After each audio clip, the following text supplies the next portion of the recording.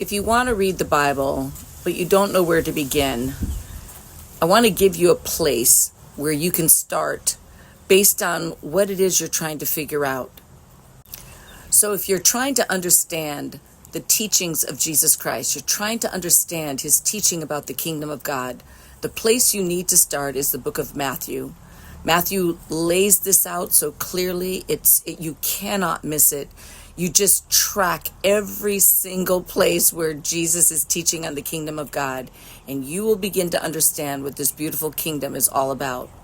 If you're trying to understand Jesus, the God-man, Jesus, the one we follow, you're trying to understand who he is, what he's like, just the things that make him tick, the way he relates to people, you need to read the book of John, because John the Apostle masterfully lays out and records for us his conversations, just his relationships with people. It's such a relational book.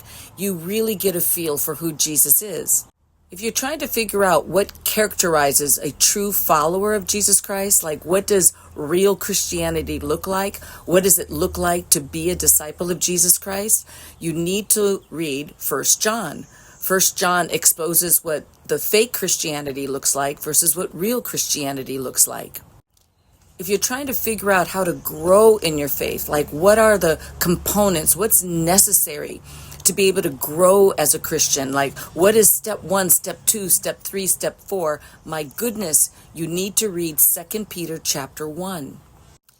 And if you're trying to figure out how to do this ministry that Jesus has left us here to do, that prepared work that God has for each and every one of us, if you're trying to figure that out, you need to spend time in Matthew chapter 10 specifically, because in Matthew chapter 10, basically what Jesus is doing there is he's laying out his instructions for beginning this ministry that he wants his people to do, the way that we are to advance the kingdom of God through our message, through evangelism, through discipleship.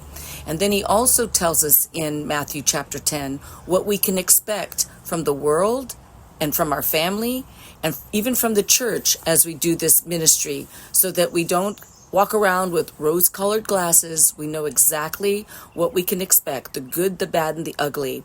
And so again, the Bible is necessary for our growth. It's a good read. If you don't know where to read, start with one of these suggestions.